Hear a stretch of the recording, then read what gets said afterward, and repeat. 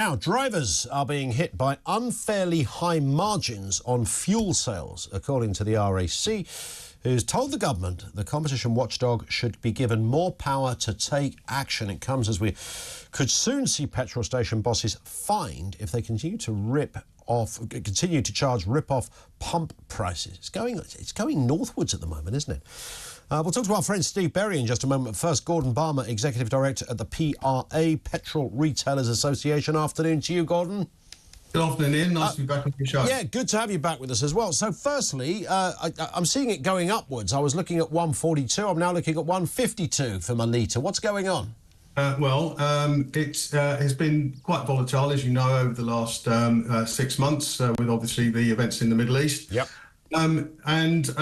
Hopefully we're starting to see it come down a little. What I would advise, if you're actually looking to fill up, is to use a handy app called petrolprices.com.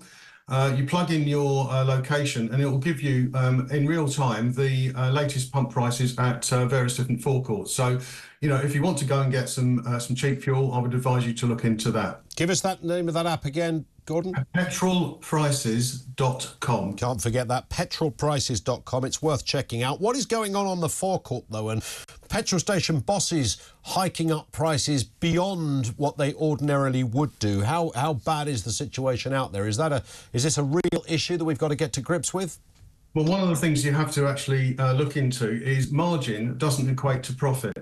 That is the money that needs to be realised from that sale in order to pay for operating profits. So there's a number of things that are hitting us at the moment. Firstly, obviously, we've got rising wages. National living wage went up on the 1st of April, as you know, by 10%.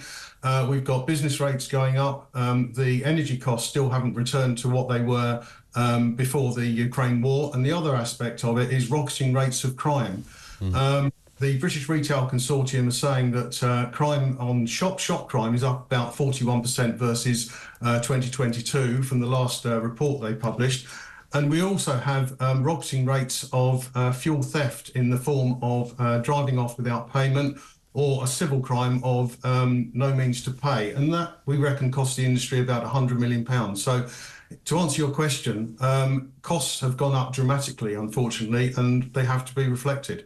Yeah, it's difficult, isn't it? Because, you know, everybody needs to make a profit somewhere along the line. We don't blame people for that. But that sense that forecourts or companies, retailers are not passing it on, that's really what drivers are asking for. Just pass it on. Be honest. Well, we are trying to be as fair as we can. You said about 150. If you actually look at petrolprices.com, you'll see there's a range of prices. So it is a competitive market. Mm-hmm.